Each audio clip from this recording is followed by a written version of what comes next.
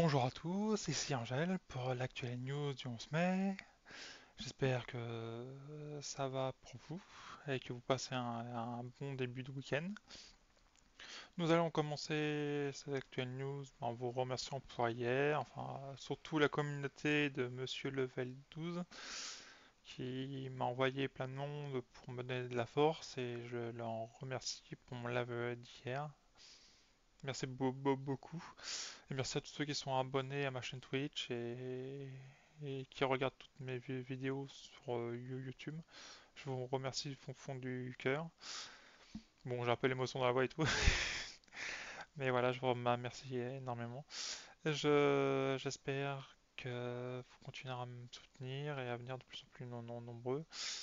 Voilà, pour ça, abonnez-vous à ma chaîne Twitch et YouTube. Si vous venez de Twitch, venez sur le chat pour discuter et tout. Et surtout de l'actu, car c'est le but de cette émission. Sur YouTube, vous pouvez laisser un commentaire, un pouce, n'importe lequel, et faire sonner la cloche. Et surtout, vous abonner aussi. Voilà, et puis en vous remerciant chaleureusement pour tous ceux qui viennent regarder mes vidéos. Nous allons faire un actuelle news encore sur Microsoft parce qu'il y a eu des nombreuses choses encore qui ont été dites, notamment Microsoft qui apparemment, enfin, vous allez le voir, qui s'est exprimé par rapport à la fermeture de ses studios. Et on va aussi faire quelques news d'anime. Alors comme vous savez, moi je prends des choses qui me plaisent. Donc je sais pas forcément tous les animes, à part si c'est des news un peu extraordinaires et tout. Mais sinon, je ne prends uniquement que les sujets qui m'intéressent moi pour que ce soit plus personnel, pour que vous puissiez aussi, pour que j'aille aussi un petit truc à moi, quoi. C'est pas faire de la news pour passer de la news, mais offrir à des gens aussi surtout une plus-value parce que voilà, je pense que c'est ça qui me fera démarquer des autres et il faut que je trouve aussi comment l'annoncer, comment faire les choses. Et comme je vous dis, je vais peut-être me limiter à 5 news, quitte à comme on a vu hier avec Microsoft où il y avait plein d'articles, les condenser un seul pour arriver aux 4 à 5 news que je voudrais traiter. En sachant que je voudrais bien avoir une news gaming, une news tech, une news manga si possible. Donc manga, j'inclus les animés avec. Voire de séries comme vous avez vu. J'étais très heureuse de faire cette news sur NCIS, moi qui adorais la série. Et retrouver Ziva et Totoni, j'attends que ça. Euh, Surtout que j'adorais le personnage de Ziva.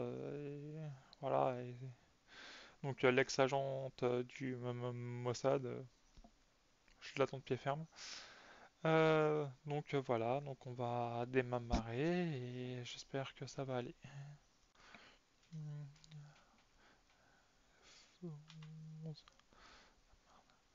Alors, comme toujours, j'ai oublié de préparer le petit portable qui va bien parce qu'il me sert de... Un jour, il faudrait que je m'achète franchement un Elgato. Voilà. Actuelle news. Donc on commence avec Microsoft qui s'exprime publiquement sur la fermeture de Tango Gameworks et d'Arkane Austin. Sarah Bond a été questionnée sur de nombreux sujets durant son interview accordée à Bloomberg. Le Game Pass ou encore la stratégie sur les jeux mobiles de Microsoft ont été des points majeurs de cet entretien. Cependant, la présidente de Xbox n'a pu esquiver de répondre à une question concernant la fermeture des 4 studios de Bethesda Softworks. Intervenue cette semaine, Bond a simplement dit vouloir assurer la bonne santé de la division gaming sur le long terme. Elle évoque aussi une forme de stagnation de l'industrie. Il est toujours extraordinairement difficile de prendre de telles décisions.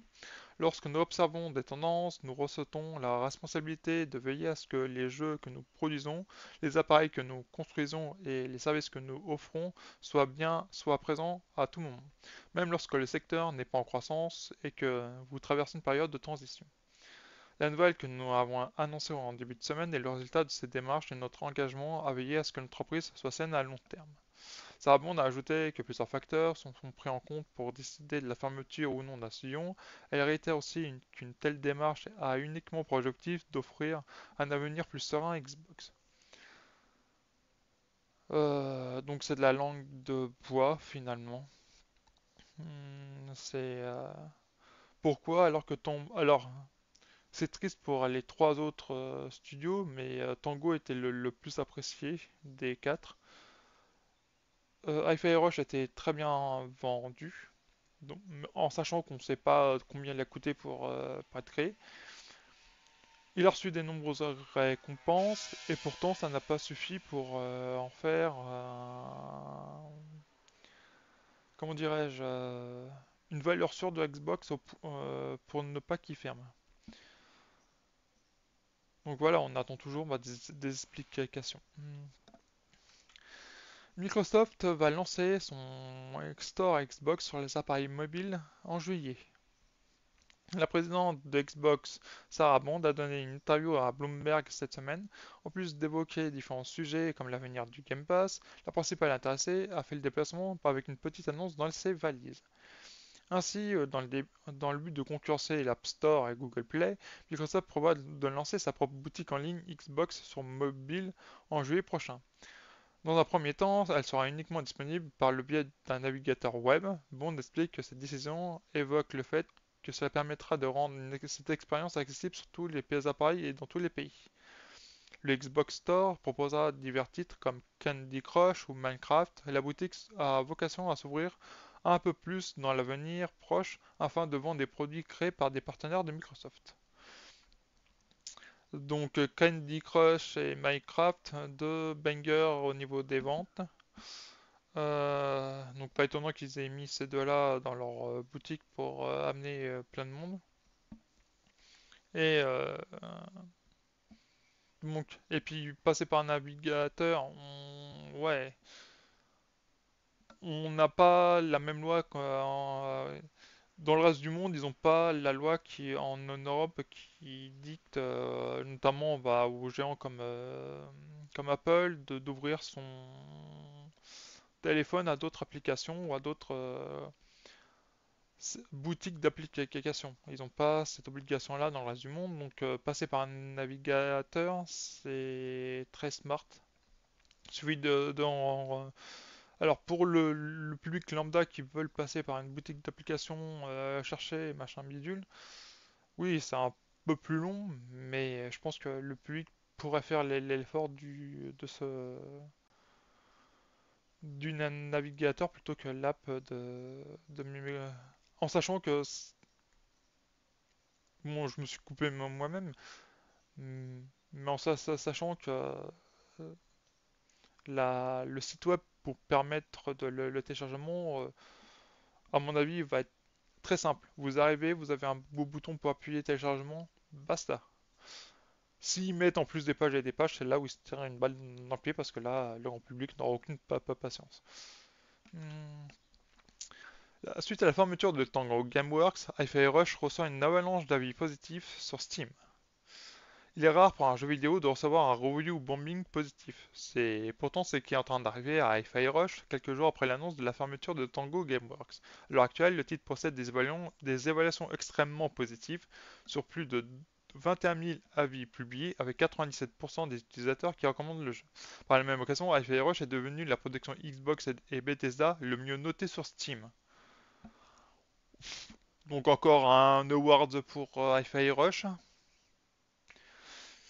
Voilà, hein. Forza Motorsport, des améliorations sur l'IA, la note de sécurité et le matchmaking arrivent bientôt. Donc Turn 10 vient de donner sa feuille de route sur les améliorations qui sont apportées à Forza Motorsport dans les mois à venir. Autant dire que tout sera fait pour améliorer l'expérience de jeu dans l'ensemble des domaines. les changements notables, on notera une refonte des divisions GT, un algorithme revu pour le matchmaking, une meilleure IA qui freinera moins souvent, ou encore des optimisations sur les pénalités. En plus de cela, les notes de sécurité se baseront sur les 20 dernières courses au lieu des 10 actuellement et évalueront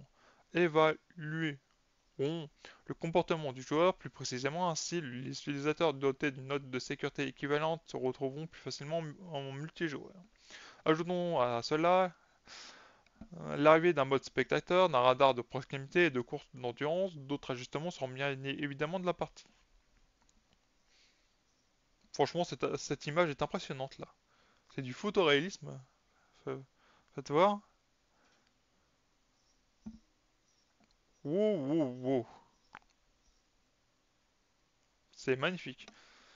Bon, bah voilà, bah, bonne nouvelle pour les utilisateurs pour les joueurs de Forza.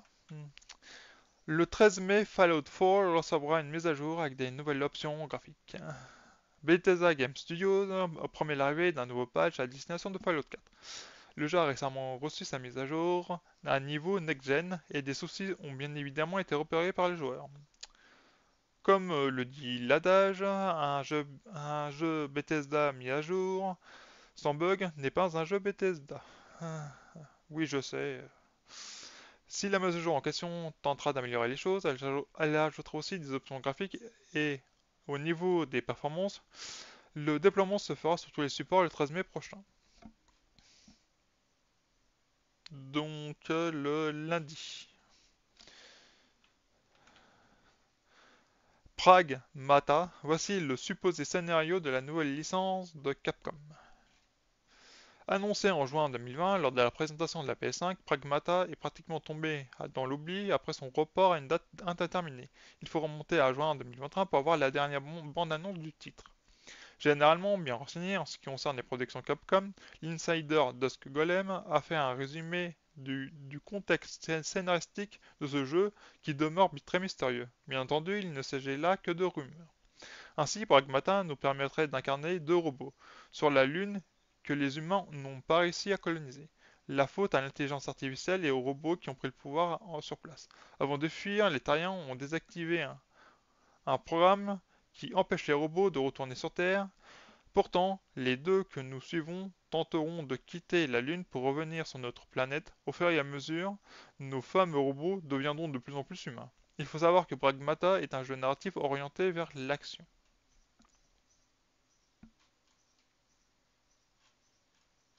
Donc j'imagine que ça c'est un robot, une petite fille.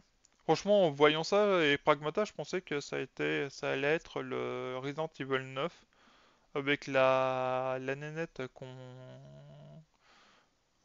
avec la fille, la Rose, machin chose, Rose Winter ou autre, je pensais. Mais non, finalement, c'est je- Franchement, le pitch me plaît, moi. Le pitch me plaît, j'espère. On va voir plus. God of War Ragnarok, une version PC devrait être annoncée ce mois de mai. La stratégie actuelle de Sony consiste à proposer les exclusivités PlayStation sur PC plusieurs mois ou années après leur sortie initiale. Dernièrement, c'est Horizon Forbidden West qui a eu le droit à ce traitement. Ghost of Tsushima Director's Cut est le prochain sur la liste, avec un lancement prévu le 16 mai. Selon l'Insider, Kun via le site Dead Labs, God of War Ragnarok débarquera également sur nos ordinateurs prochainement. La date de sortie n'est pas connue, mais l'annonce devrait être faite courant mai. Cela pourrait être durant un hypothétique PlayStation Showcase qui, qui est lui aussi attendu ce mois-ci. Donc, je sais qu'il y a des nombreux fans de Kratos. Et franchement, c'est une belle stratégie de Sony de faire du multiplateforme, on va dire intelligent. C'est-à-dire de garder quand même des exclus consoles et de les sortir aussi sur PC. On peut être chafouin en disant qu'il pourrait les sortir les deux en même temps ou à quelques ou à quelques mois d'un intervalle seulement. Mais c'est Sony et là c'est déjà un excellent pas en avant. Ensuite, news un peu tech. Windows 11, Microsoft expérimente un nouveau menu démarrer. Dans la build 26.212 de Windows 11, Microsoft expérimente un nouveau menu démarrer qui n'est pas sans rappeler l'écran de Windows 8. Il ajoute notamment des widgets. Le menu démarrer est sans doute l'un des éléments les plus iconiques de Windows. Au lancement de Windows 8, avec sa disparition avait marqué beaucoup d'utilisatrices et utilisateurs. Avec Windows 11, il a eu le droit à un nouveau design et des radios aux tuiles dynamiques et à un emplacement central dans la barre des tâches. Microsoft semble à nouveau réfléchir à modifier son menu démarrer. Le compte Albacor sur Twitter a mis le doigt sur des modifications à l'état d'expérimentation dans la build 26.212 de Microsoft. D'après les utilisateurs, la build propose le support d'extensions pour le menu démarrer avec des Adaptive Cards. Pour faire une démonstration visuelle, il a repris les widgets déjà utilisés dans Windows. Comme vous pouvez le voir, le menu démarrer pourra avoir le droit à un nouveau panneau, soit à droite du menu, comme la capture, ou à gauche. Les développeurs pourraient proposer des données en lien avec leur application dans ce panneau. Dès lors, on peut imaginer que Microsoft présentera cette nouveauté lors de la build de la les nouveautés lors de la build, sa conférence dédiée aux développeurs programmée pour le 21 mai prochain. Décidément, le 21 mai prochain, c'est chargé. Il y a aussi Senua Sacrifice Hellblade 2 qui sort ce 21 mai et plusieurs choses. Ouf. L'idée est sans doute de ramener un peu d'interaction et des éléments d'information dynamique que le menu de démarrer avait perdu en abandonnant les tuiles de Windows 10 et de Windows 8. Donc ça ressemblera à peu près à ça quoi. Là on aurait euh, nos widgets et là le menu de démarrer et là on aurait les choses. Pourquoi pas. Ensuite, les deux news animent. L'heure exacte de diffusion de Demon Slayer Kimetsu no Yaiba et l'entraînement des piliers sur Crunchyroll. Prépare-toi à commencer ton entraînement avec l'élite de l'armée des pourfendeurs de démons. L'épisode 1 de Demon Slayer Kimetsu no Yaiba et l'entraînement des piliers commencera exclusivement sur Crunchyroll le 12 mai à 20h45. Ce dimanche, l'épisode 2 sera diffusé le 19 mai à 19h45 et les prochains épisodes seront diffusés à la même heure. On continue à lire pour ça. Voilà. Donc, pour rappel, Demon Slayer Kimetsu no Yaiba, alors que ça veut dire la même chose. Bref, Kimetsu no Yaiba, donc la saison alors 5 ou 4, ça dépend de quel point de vue on se place. L'épisode 1, donc ce dimanche 12 mai 20h45. Premier épisode qui durera 1 heure ou plus. Et le 2, ce sera le 19 mai à 19h45. Donc 1 heure plus tôt. Et ce sera disponible sur Amérique du Nord, Amérique centrale, Amérique du Sud, Europe, Afrique, Océanie, Moyen-Orient, CEI, Inde et Asie du Sud-Est. Voilà. Et ce sera disponible d'abord, je pense, en VO STFR avant d'être disponible pour tout le monde après en VF plus tard. Chose non normale, une traduction puis début met moins de temps qu'un de doublage auquel on fait des nombreuses prises et voilà. Ensuite, une news d'anime que j'attends personnellement. J'avais beaucoup adoré. Alors, oui.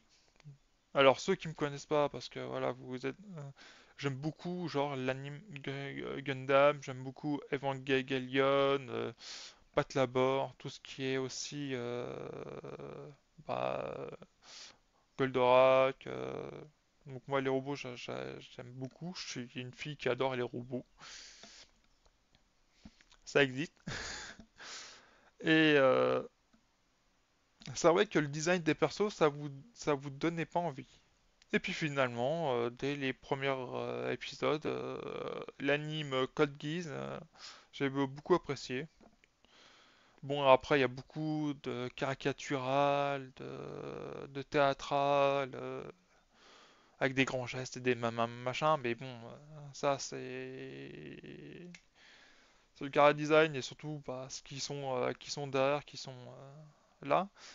Mais j'ai beaucoup aimé quoi. Les combats étaient géniaux, les stratégies, tu t'attendais pas à ce que Lelouch prenne ces décisions-là. Et voilà, donc j'attends cette suite. En sachant que est-ce qu'on va voir le retour de Lelouch dans cet anime, ainsi que Cécile, est-ce qu'on va avoir des petits clins d'œil à Suzaku, à Karen et aux autres personnages? Donc, donc l'anime Code Geass, Rose of the Recapture, s'offre un deuxième trailer, s'il vous plaît. Donc, la série d'animé Code Geass Rose of the Recapture, qui durera 12 épisodes, a débuté le 10 mai 2024 avec une sortie mensuelle sous forme de 4 longs métrages dans quelques salles japonaises fin juin 2024 en France sur Disney+. Genre action, psychologie, SF, mecha. Donc psychologie. Ah. En l'ancêtre de l'ère Kowa, dans l'ancien bloc de Hokkaido aux États-Unis du Japon, occupé par l'Empire Néo-Britannia, vivent deux frères mercenaires connus sous le nom de mercenaires sans nom. Le frère aîné Ash possède une excellente capacité physique et une grande habileté à piloter les Nightmare Frame, donc les robots de la série, tandis que le cadet Rosé est brillant intellectuellement et s'occupe de la collecte d'informations et du commandement des opérations. Donc on a encore une fois le duo typique de l'athlète capable de piloter qui est capable de piloter et le tout fin stratège intelligent. Je vous ai dit c'est caricatural et tout. Ah ils auraient pu faire un peu l'inverse, hein. Mais bon bref. Ils affrontent le centième empereur de Britannia, Calice I Britannia, et ses chevaliers impériaux protégés par une barrière d'énergie impénétrable. Pendant 4 ans, cette barrière a repoussé les tentatives de libération menées par l'Ordre des Chevaliers Noirs. L'empereur Calice et ses chevaliers, y compris Noland, sont déterminés à replonger le monde dans le chaos. Engagés pour une mission, Rosé et Ash s'allient avec un groupe de résidents japonais appelés les Sept Étoiles Brillantes pour que l'impératrice Sakuya reprenne le pouvoir pour contrer l'empire néo-britannia. Donc là, il y a quelques images. Donc là, ce serait notre notre héros. Ça doit être de l'Empire Britannia, ça, tout ça.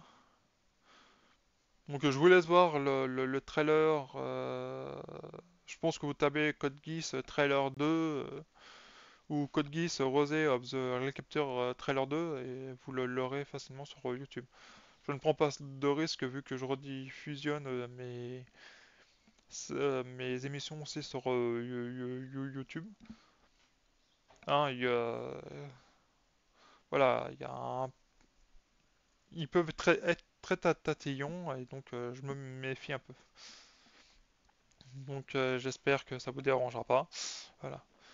Donc c'est sur ça que on conclut notre actuelle news en espérant que ceci vous a plu et que vous viendrez nombreux et nombreuses pour la suite des réjouissances. Rendez-vous à midi, non pas midi, à 19h pour le stream de ce soir. Pareil sur Call of Duty, on va continuer à tryhard et puis à s'améliorer.